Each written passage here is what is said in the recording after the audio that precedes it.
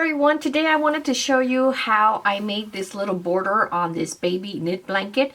I posted the picture on my Facebook page and quite a few were asking for it. This little blanket, it's pretty much like a little square. It measures 30 by 31.5, I think, without the border. And it was just all knit in a stocking knit stitch. In the back you could see this is a knit stitch and then this is a purl stitch. But this is super easy to do. I did these little blankets. I did use the knitting machine, the Brother. I think it's a 260, but I'm not sure. But I just used 2 strands of yarn together, and it's really easy to do. But if you want to do it, of course, by hand, the reason I did this on the machine is because I've made 10 of them so far. And so basically just kind of to do the repetitive work, it's really cool to do it on that machine, and I'm learning how to use it. So I do a lot of stuff for charity, so I thought this would be fun. If you want to knit it by hand, I did a little here, a little swatch just to show you.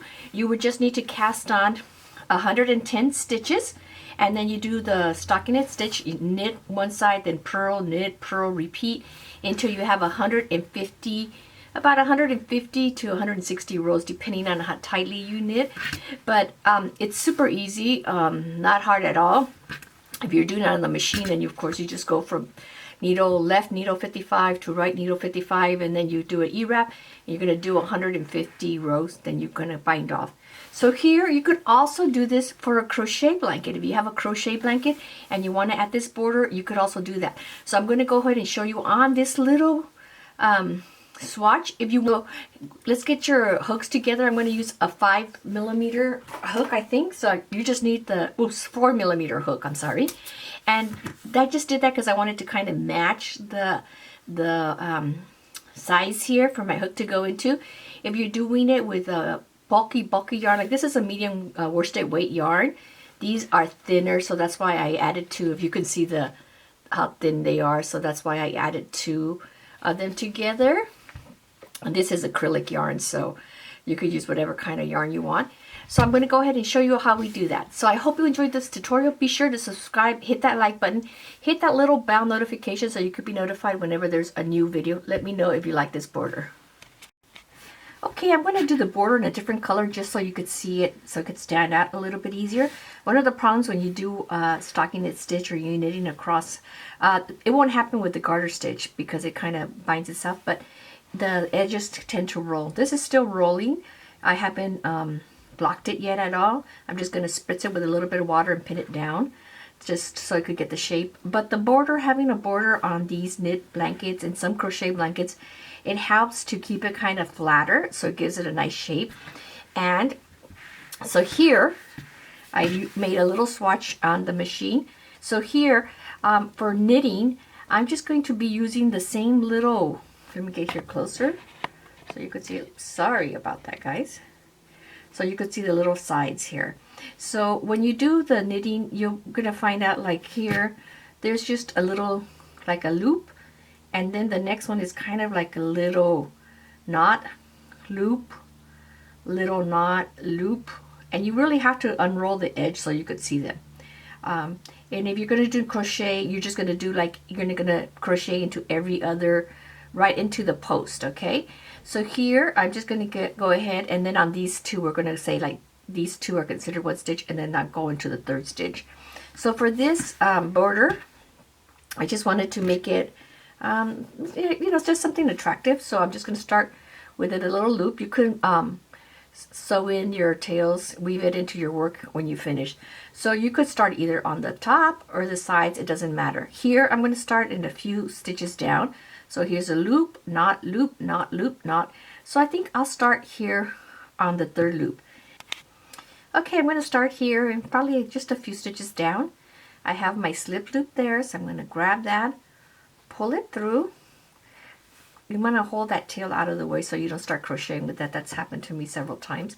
So here we're going to crochet 2 chains, 1, 2, because this is actually a 2-row pattern.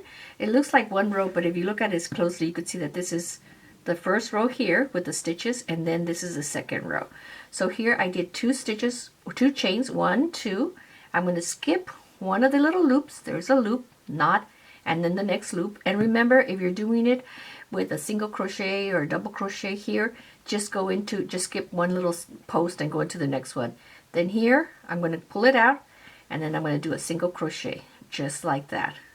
And you repeat that all the way around, 1, 2, skip the next loop, and the loop after that is where you go in. And you continue that till the end, and then I'll show you what we do in the corner here. 1, 2, there's the loop I went into already. Here's 1 and 2. You could just try to find a little piece there. And what you're doing is you're just making these little base where our little double crochets are going to go into.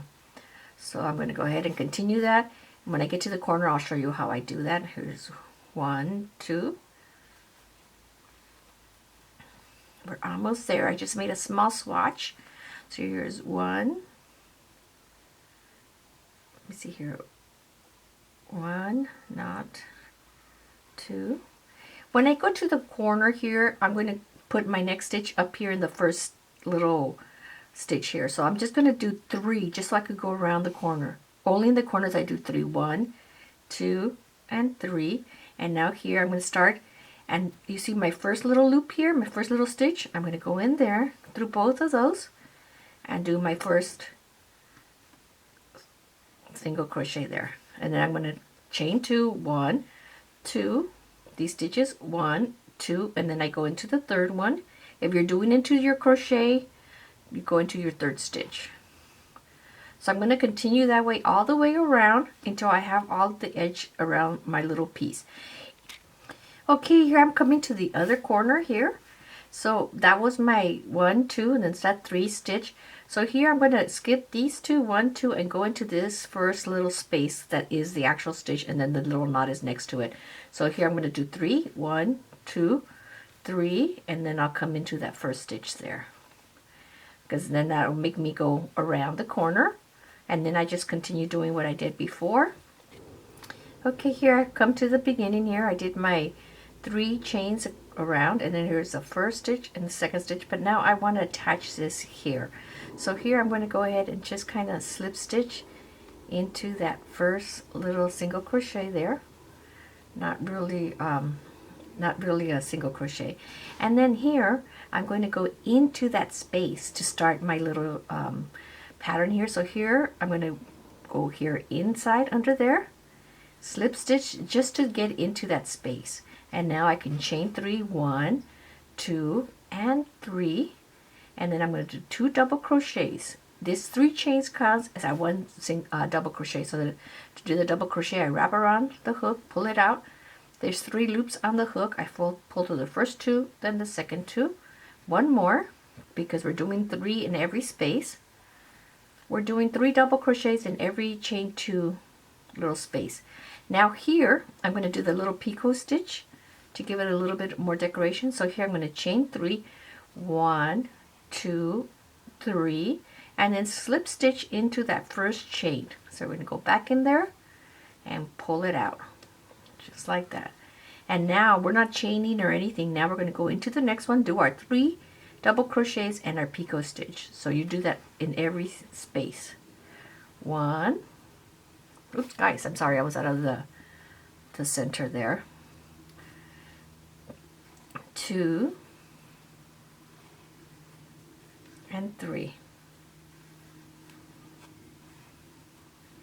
So then we have that little peak there. So we're going to do the picot stitch once again. You do that every third double crochet all the way around, and it's just a simple repeat then. 1, 2, 3.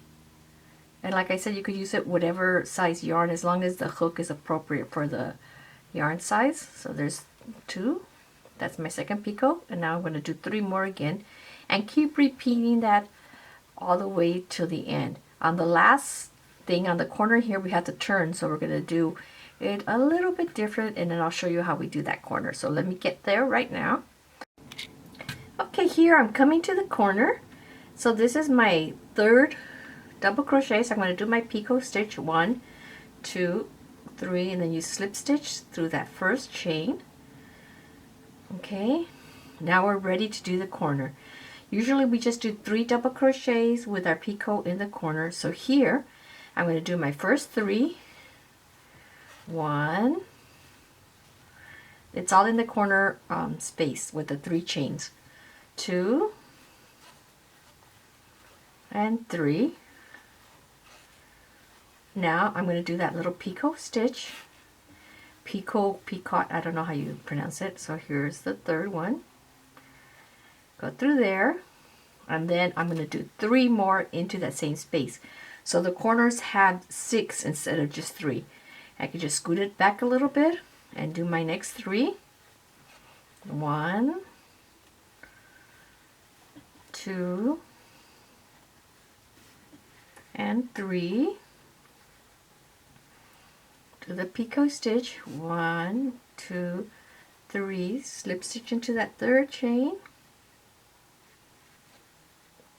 Pull it out, and now that corner is formed. You see that? Instead of 3, we have 6 there. And now you just continue the same way.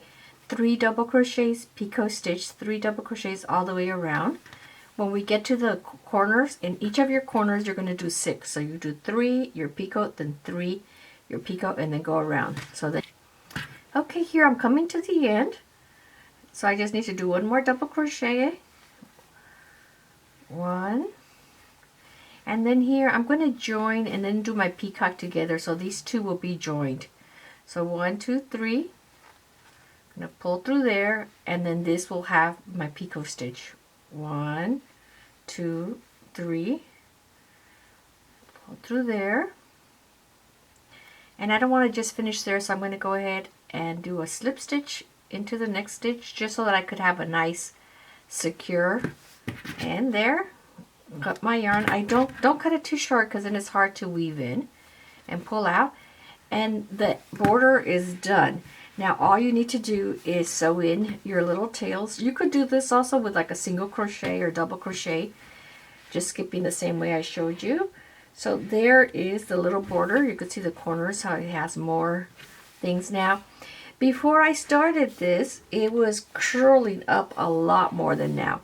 This is curling more because it's really super thin yarn, so I'm going to have to block that. But this, you might just put a little bit of steam on it.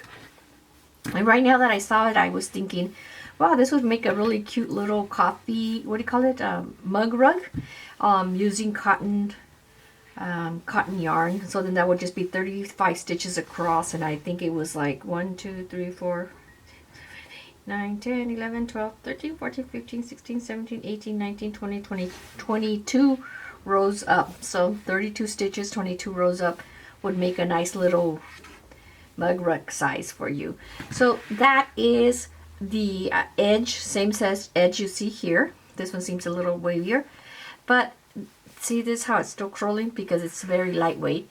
This one doesn't curl quite as much, but you might have to just kind of put a little bit of steam and block it. I hope you enjoyed this tutorial. Remember, you could use this edge also on your kitchen towels. You could use it on dishcloths. You might, if you're doing it on a cotton, like a cotton towel, you might have to use either a sharp hook or a little, what do you call it? The rotary cutters that have that little slice in there. So that's it. Please be sure to subscribe, hit that like button. Let me know if you want to know how to make this blanket on a machine. If you have it, if not, I have given you instructions. I'm going to post on my Facebook page, on my blog, allcraftschannel.com, with instructions for how to make it by hand and how to make it with the machine. So I hope you have a great day, and remember always that God loves you.